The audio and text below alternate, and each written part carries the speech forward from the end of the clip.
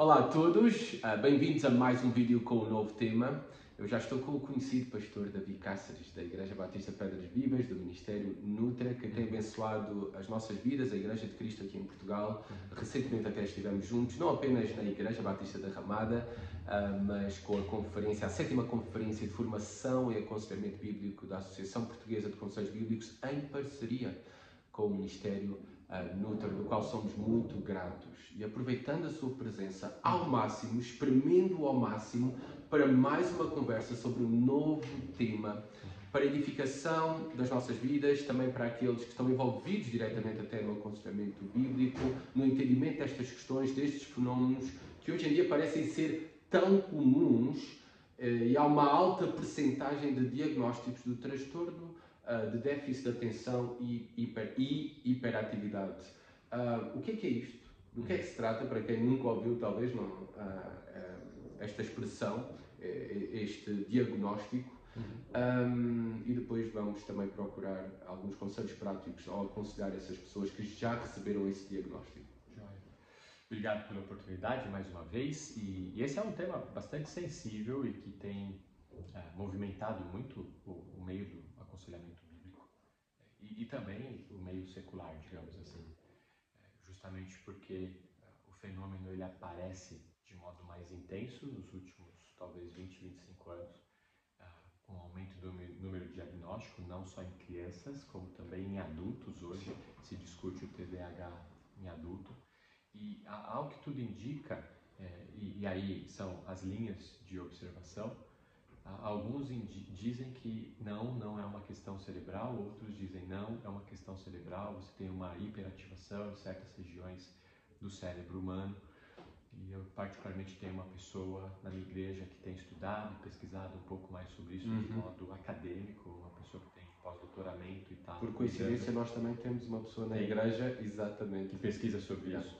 E ela falou, Davi, o que eu vejo hoje de imagem em ressonâncias funcionais é que poderia haver uma hiperestimulação da região frontal do cérebro humano.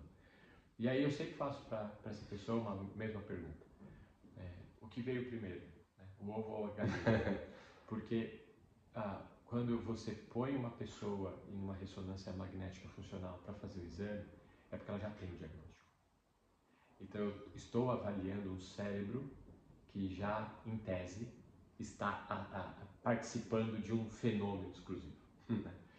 E aí eu acho bastante útil nós olharmos para aquilo que Daniel Berger fala. Eu não avalio a doença ou o diagnóstico. Eu penso no fenômeno ou nos elementos que estão contidos naquele diagnóstico. E quando eu penso no fenômeno que aquele diagnóstico tenta descrever, eu vejo que o TDAH, em certa medida, é quase como um argumento circular.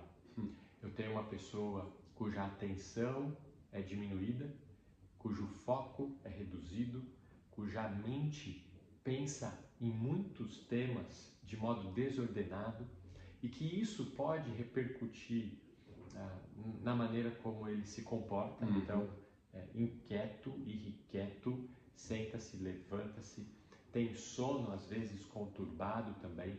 E aí eu começo a avaliar os fenômenos, né, os elementos que compõem o diagnóstico e digo, a soma disso é TDAH. Né? Não é que eu vou ter necessariamente algo bioquimicamente ou fisiologicamente, marcador biológico. Exato. Mas a somatória dos fenômenos me levam ao label, né, a categoria TDAH. E aí a pergunta é, eu trato o quê? Eu abordo o quê? A categoria, o diagnóstico, eu abordo os fenômenos. A minha tendência é olhar para o fenômeno e não para o diagnóstico.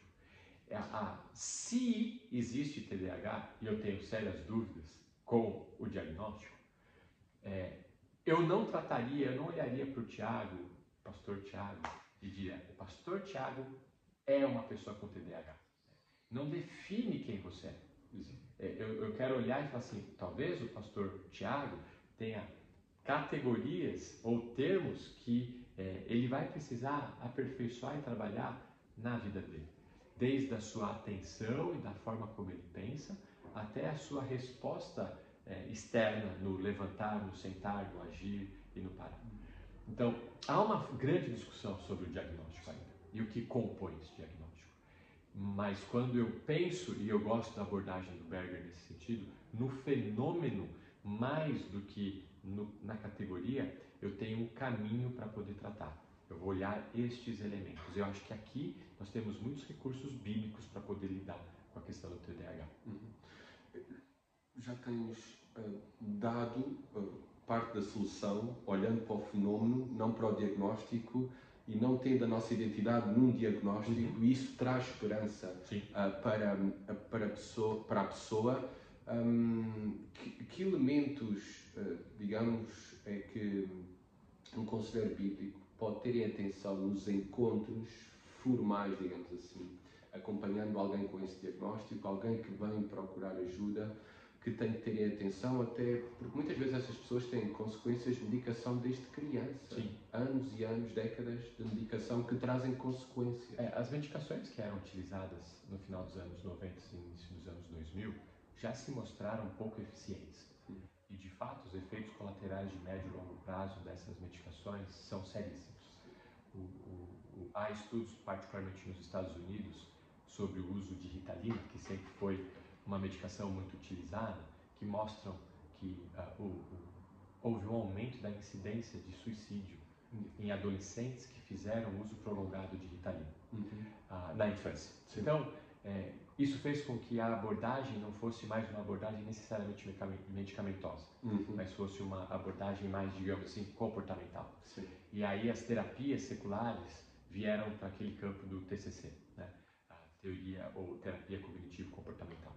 Porque você de fato está lidando, não se sabe, com um elemento psíquico ou um elemento fisiológico, um marcador biológico, ou se estamos lidando com um fenômeno com várias categorias. Como eu lido com o fenômeno de suas várias categorias, e eu vejo que a minha identidade não está nisso, está em alguma outra coisa para além disso, no nosso caso, o Evangelho de Cristo e Cristo em nós, eu quero ajudar essa pessoa, porque geralmente são pais, a olhar para o seu filho, para a sua filha, pela perspectiva que Deus tem da criança.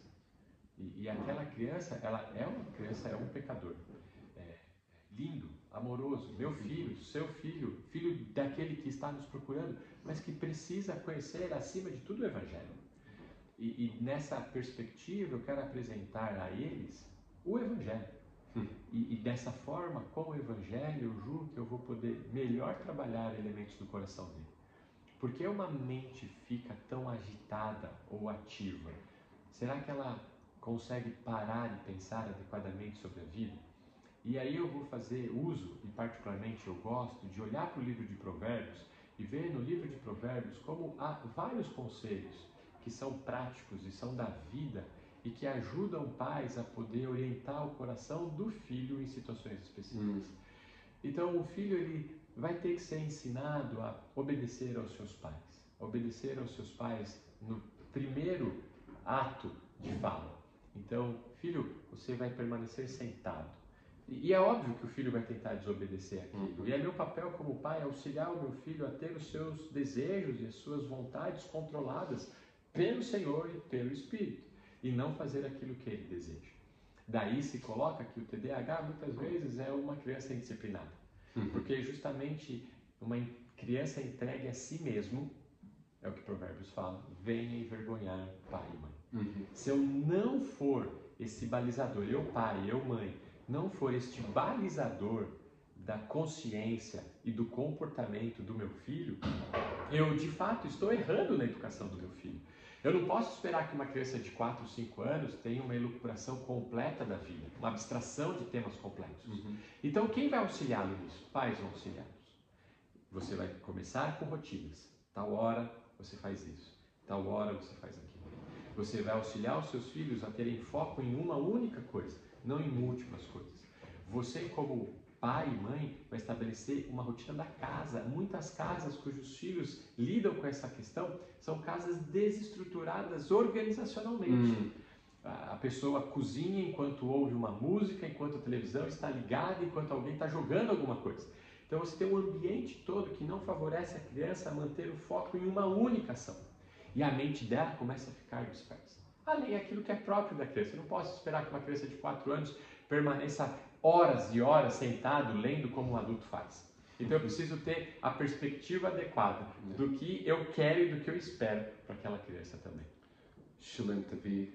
Bons conselhos, bem práticos para nós considerarmos um fenómeno que podemos não ter todas as respostas, mas sabemos qual é a maior necessidade de cada coração, dos nossos filhos, dos nossos próprios corações, de qualquer ser humano. A maior necessidade é a esperança do Evangelho. E isso podemos oferecer e devemos sempre oferecer. Obrigado a todos aqueles que assistiram a mais este vídeo. Compartilhem o conteúdo para a benção e edificação de outros. Continuem a acompanhar-nos em novos vídeos, novos temas. Pastor Davi, muito obrigado por este tempo. Prazer. Uma grande bênção que o Senhor continue a usar e a abençoar grandemente. Obrigado a todos. Até ao próximo vídeo.